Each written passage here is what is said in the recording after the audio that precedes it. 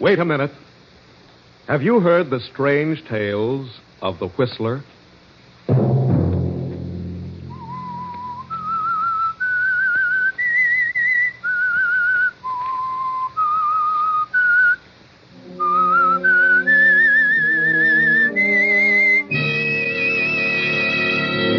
I'm the Whistler. You cops are going to be on the scene of a crime instead of coming in after it's all over. Tonight, I'm going to do a little exterminating. Sunday night, and again CBS presents The Whistler.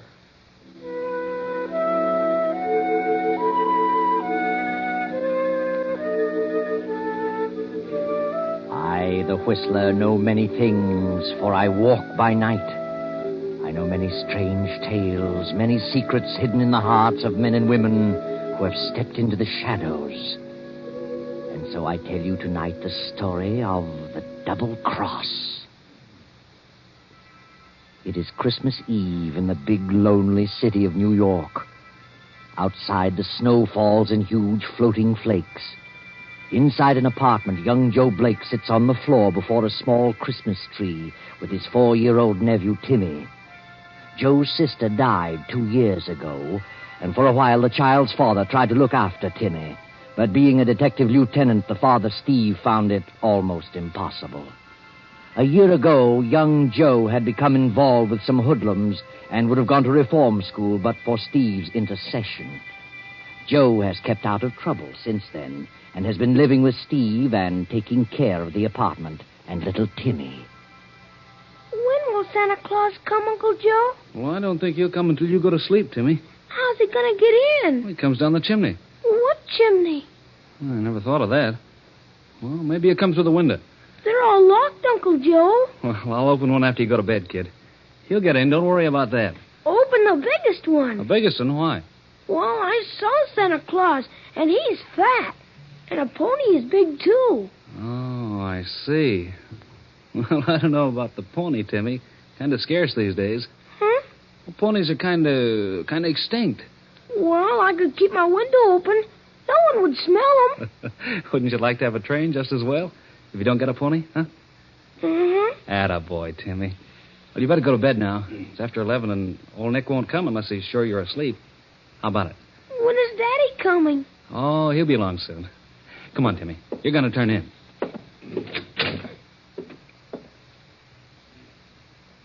There we are. Tucked in fine. Night, Timmy. Don't forget to open the window. I won't. I'll open them all.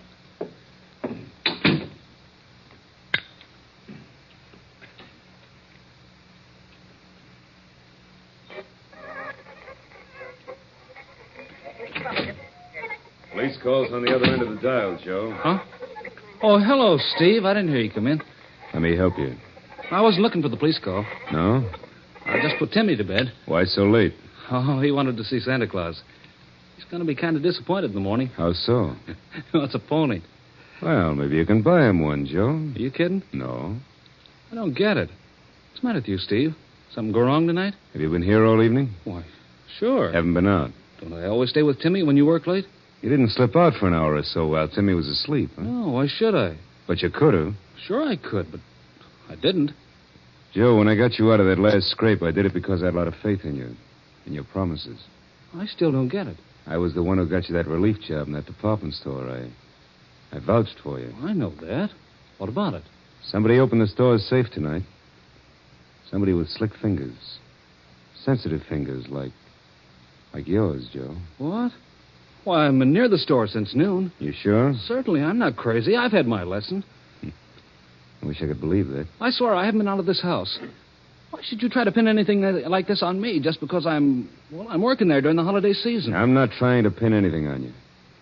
Just has all the earmarks of your abilities to open a safe. That's not fair, Steve. I'm through with that kind of stuff. I got plans. I'm going to make something useful of myself. You're sure you weren't out of this place? I swear I wasn't, Steve. I swear it. Okay. I'll take a chance on it.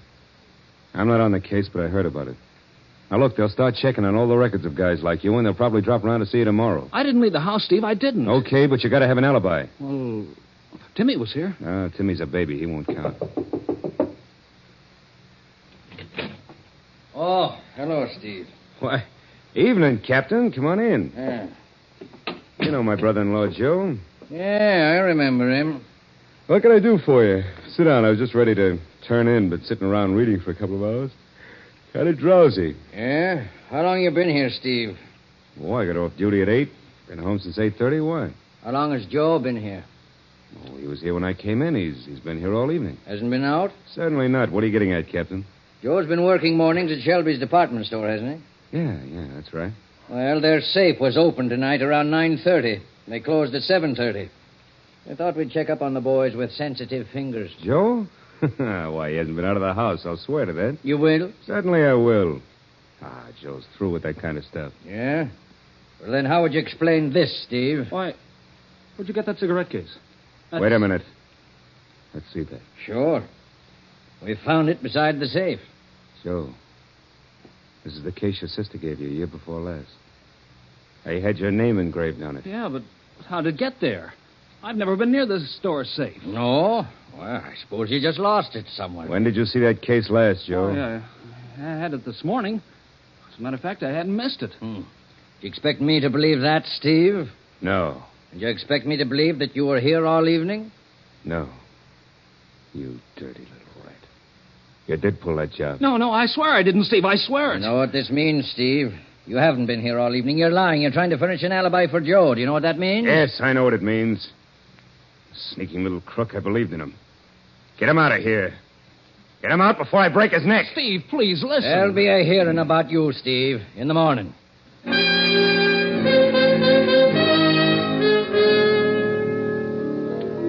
But Joe can't explain how his cigarette case happened to be near the safe.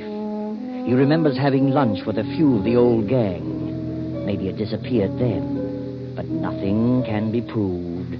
So Joe is convicted and sent to prison for 2 years.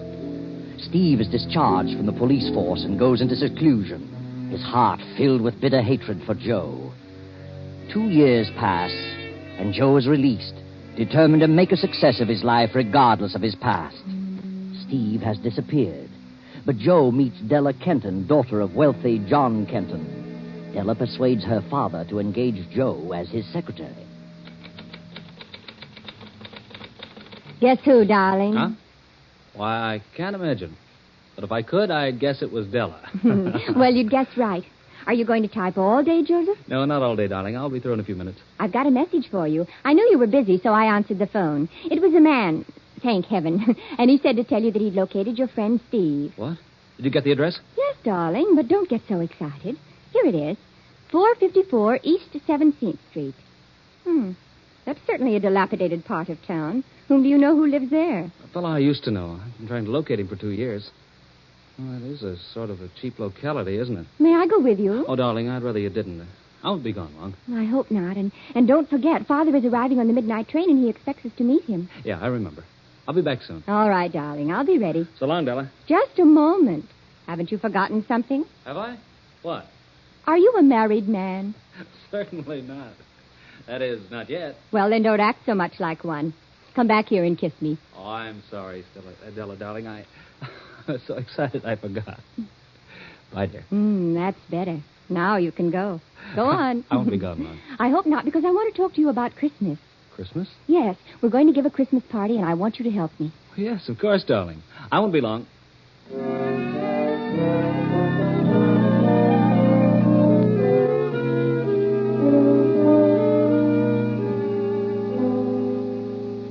Timmy. Well. How are you, baby? Huh? What do you want? Why, Timmy, don't you remember me? It's your Uncle Joe. Oh, gee, it's good to see you. Uncle Joe? Gee, Uncle Joe. By golly, I've been looking for you and your dad ever since, well, for over a year. Where's your dad? I don't know. Someplace, I guess. Yeah? How long you been in this place? Oh, a long time. What's Steve doing? I don't know. It's almost Christmas again, Timmy. Remember that last Christmas when you wanted a pony? What would you like to have most this Christmas? Huh? How'd you like a bicycle or a pair of skates? Or... Hey, what's wrong, Timmy? Well, you're crying. I'd like to have a bicycle. Say, what are you doing in bed at this time of the afternoon? I couldn't ride a bicycle. Timmy, what is it? Tell me, baby. I don't know, Uncle Joe. I just can't walk. When did this happen? Last summer, first my foot wouldn't work, then my leg wouldn't work, and... Oh, Timmy. But I'll be all right pretty soon. As soon as Pop gets the money for the operation. Of course you will, Timmy. You'll be all right in no time at all. Well, that must be Steve now. I'll close your door for a minute, Timmy. I want to talk to Steve. You'll come back, Uncle Joe? Yeah, I'll be back a lot now. Hello, Steve. What are you doing here? Who let you in? I walked in. Door was open. Well, it's still open. Get out. I've been looking for you ever since I got out. What for? I wanted to explain things. I'm sorry about what happened to you, Steve. I don't want any explanations. Hey, what's wrong with Timmy? Are you going? You look like you'd been drinking a lot, Steve. So what?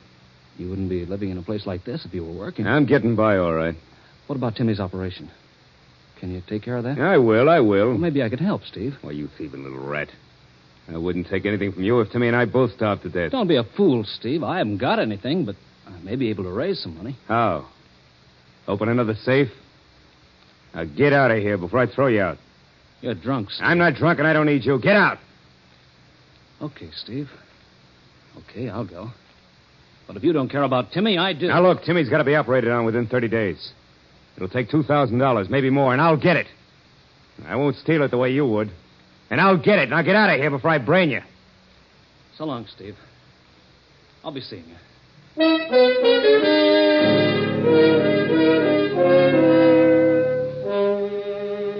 Dusk has descended as Joe leaves the cheap apartment and drives to the palatial estate of his fiancée, Della.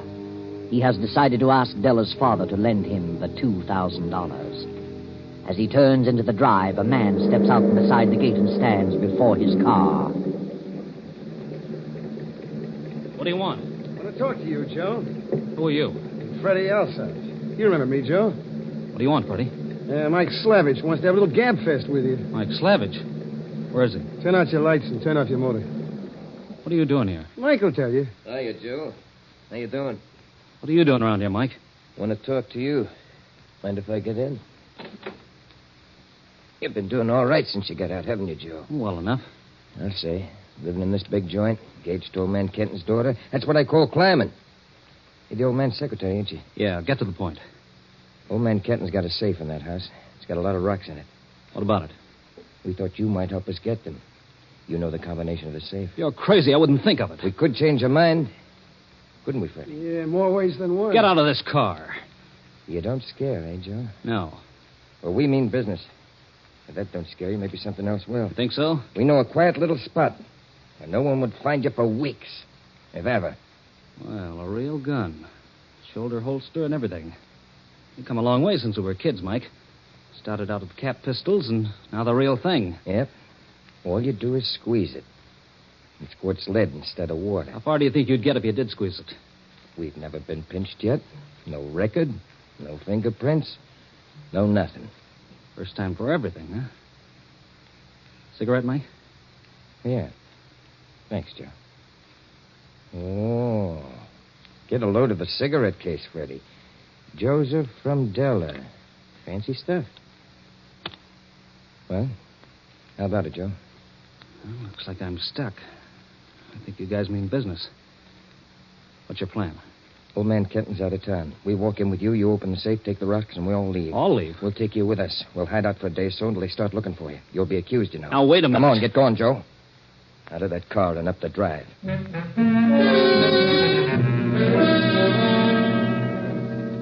Open it up, Joe. Quit stalling. Okay. It's open. Hand me the stuff. There you are. Thanks. Now, let's go. Joseph, are you in the library? Get out there and talk to her. Tell her you're leaving town for a few days. No monkey business. We'll be watching. Yes, Della. I'll be right out. Oh, where have you been, darling? We've got to meet that train. Well, Della, I was... I'm sorry, but you'll have to meet your father alone. I got to run out of town tonight on business. I'll be back in a few days. What? Well, when did this come up? Just a few minutes ago. I'm going to drive. Well, all right, darling, if you must. Will you be back in time for the Christmas party? I hope so, Della. Well, I'd better get to the station. The train will be in a few minutes. Yeah. Goodbye, dear. Goodbye, and take care of yourself, Joseph. I'll try, darling. As soon as she gets out the drive, we'll leave. You take my car, Freddie. I'll drive with Joe. Come on.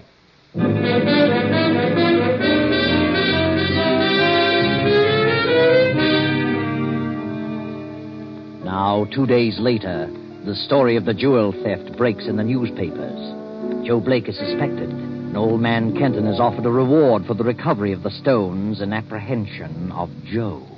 Gee, Mike, he's offering $10,000 for the recovery of the rocks and $2,500 for the capture of Joe. I see. Well, we'll lay low for a few more days, then skip to Chicago and unload this stuff. Why do that? You got a better deal right here in town. How do you mean, Joe? You'd make a lot more by collecting this reward than you would from a fence out of town. You mean we go back to Kenton and hand over the stuff? Why not? Not a bad idea. We'd have to take you with us and turn you in. Well, certainly. You'd have to do that to prove how you found the jewels. What's your plan? Oh, look. You guys are a couple of private detectives, and you read about the reward, see? You just happened to spot me and grab me. Brought me back to Kenton. You turn over the stuff, and he pays off. I'll make a break for the door. Got to take a few shots at me to make it look real, but you shoot wild. I get away. Then later on, when the coast is clear, I'll drop around. That leaves you in the clear, and I don't get locked up. I think it's a nutty idea. What if it don't work? Shut up. That ain't a bad idea, Joe. I'll take you up on that.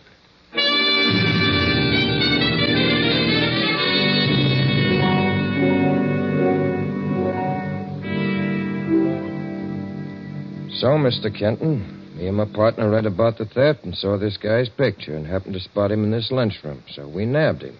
Well, here he is, and there's all your jewelry. Yes, this is all here, every bit of it.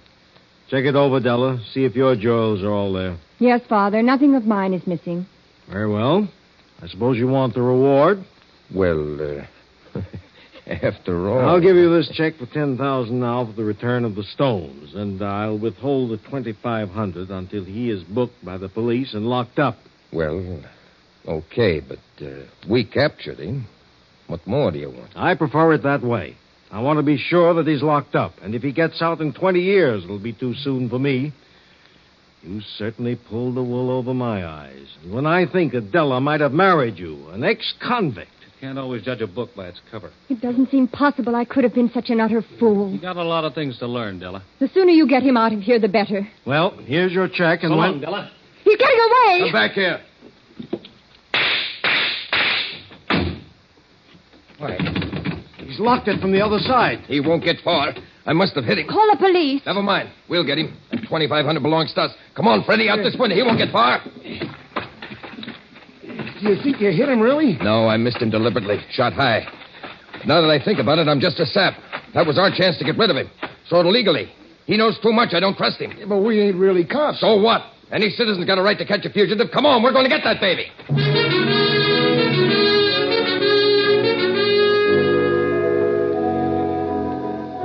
Joe makes a getaway and heads for a little hotel where he hides out for another day.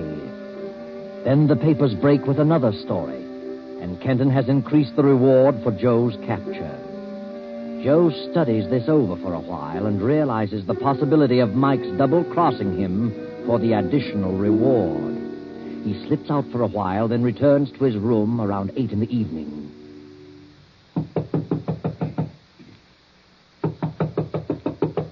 Who is it? Open up or I'll kick it down. Steve. Well, so here you are, the rat himself. What do you want, Steve? What do you think? Are you back on the force, Steve? I will be when I get through with you.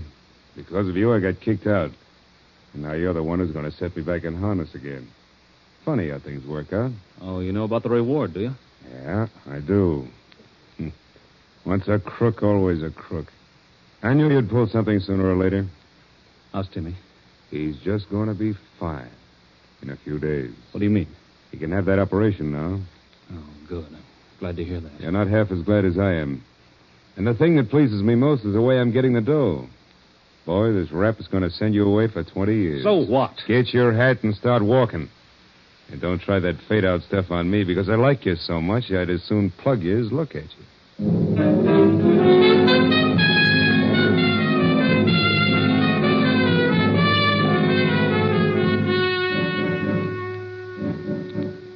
Thanks, Mr. Kenton. Thanks very much. I wouldn't have come out so soon, but, well, this money is a lifesaver. How's that, Bradley? My kid, Timmy's got to have an operation, and I didn't have a cent. Has to be done in a few days, or he won't live. The check's a real Christmas present. Mr. Bradley, what do you think they will do with Joseph? Oh, he'll get 20 years. Two-time loser. What a shame. I had a lot of faith in that boy. So did Della. I just can't understand it. There's been some others who felt that way. Well, what did he have to gain? He was engaged to Della, and he could have had everything. And he was very stupid to do what he did. What do you mean? Well, he took a chance on his life when he escaped from this room. He knew those two men had guns. Good thing for him that the big fella couldn't shoot straight. They fired at him? The big man did, as he went right through that door. Look up above the door. All 3 shots near the ceiling. Yeah. Yeah, I see. You know, I'd say there was either very good shooting or he had a gun that kicked like a mule. It wasn't a big gun. Snub-nosed revolver. Snub-nose. Not a service pistol? No, I'm sure it wasn't. I may drop in on you in a few days, Mr. Kenton. Certainly, Bradley. Anytime.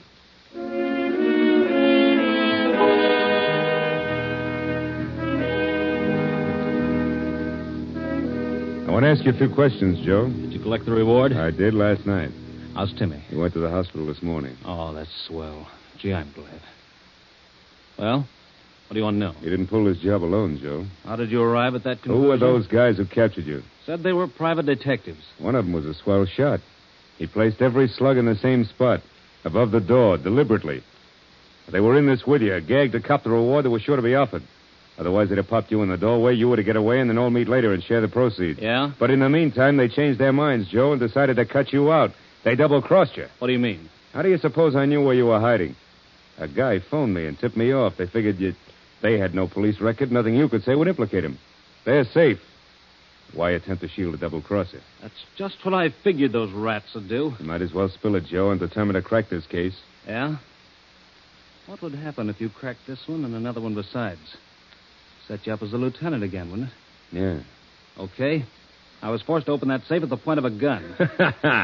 Tell me another one, Joe. If you want to grab the other 2 guys, I'll make a deal with you. A deal? Let me talk to your fingerprint expert and get me out of this cell. Are you kidding? I want you to take me to old man Kenton's. There's a Christmas Eve party going on there tonight. I wouldn't trust you across the hall. It means just as much to you as it does to me, and probably more. I'll guarantee results. Okay. What's your plan? I'll tell you on the way out to the Kenton place. All right. Hey, Sergeant, let us out of here.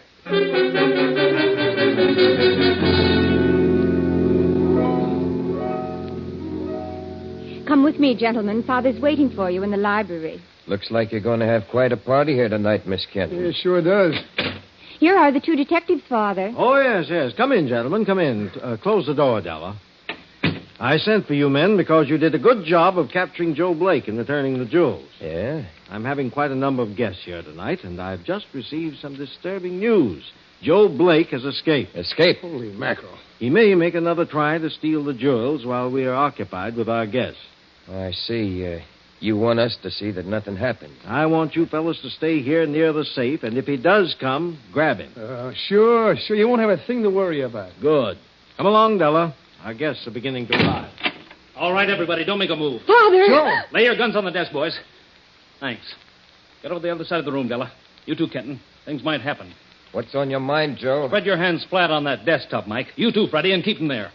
Make one move, and I'll drill you both, you dirty double-crossing rats. Forced me to open the safe at the point of a gun, then tipped off the cops where to find me, because you were afraid I might horn in on the reward. This guy must be nuts, Mr. Kenton. Which one of you phoned Steve Bradley? Come on. Well, I didn't, Joe. I thought you was going to contact Shut us. up, you little dope. Yeah, but he's mad, Mike. I don't want him to think I tipped the cops. Shut up. You did it, Freddie. You're the one. No, honest, Joe, I didn't. I didn't. Please, Joe. Open that safe, Kenton. I'm really taking those jewels this time, but I won't be bothered by Mike and Freddie. Joe, I didn't do it, honest. I'm going to place one right between your eyes, Freddie. Right between your eyes. Joe. He's bluffing. Don't let anybody move. I'll open the door. Hello, Mr. Kenton. Hello, Bradley.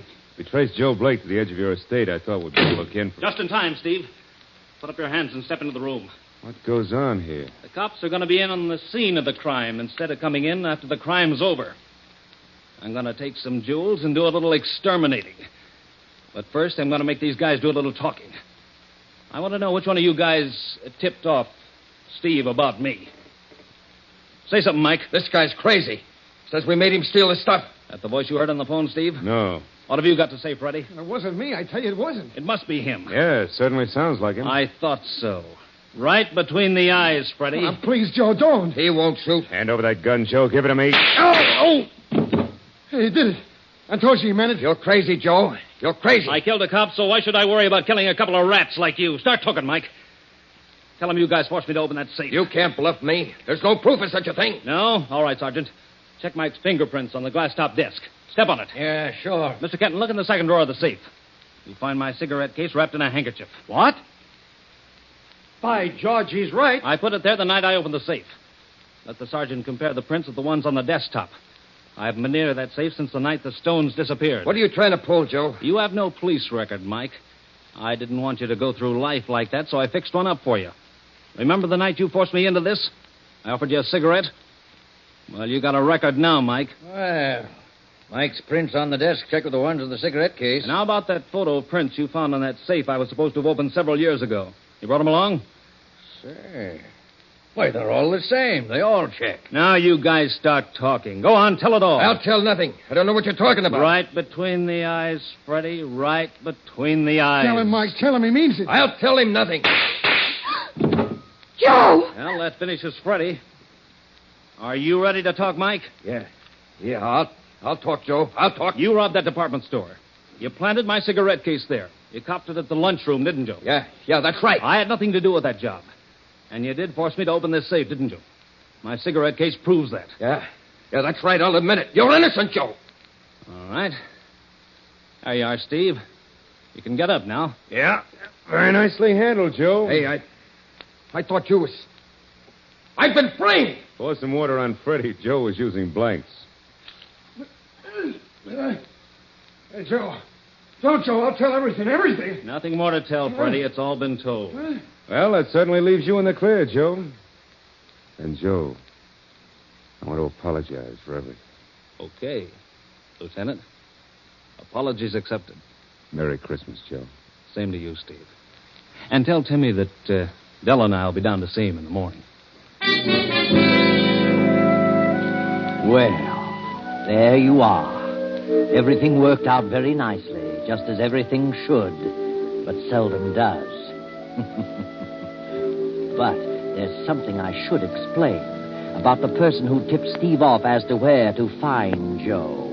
It wasn't Mike, and it wasn't Freddie. No, it was Joe himself. It was Joe who phoned Steve, knowing it would give Steve an impetus, a new start in his career of sleuthing. And it really worked. And it saved Timmy's life, and Joe's too, for that matter.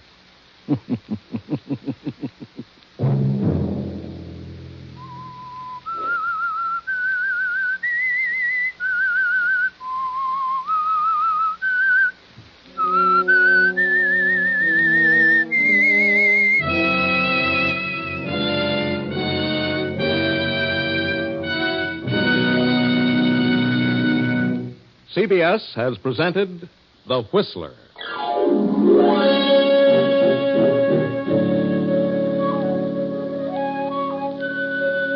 Original music for this production was composed and conducted by Wilbur Hatch. The Whistler is written and directed by J. Donald Wilson and originates from Columbia Square in Hollywood. Next week at 9:30... I, the Whistler, will return to tell you another unusual tale. Good night. This is the Columbia Broadcasting System.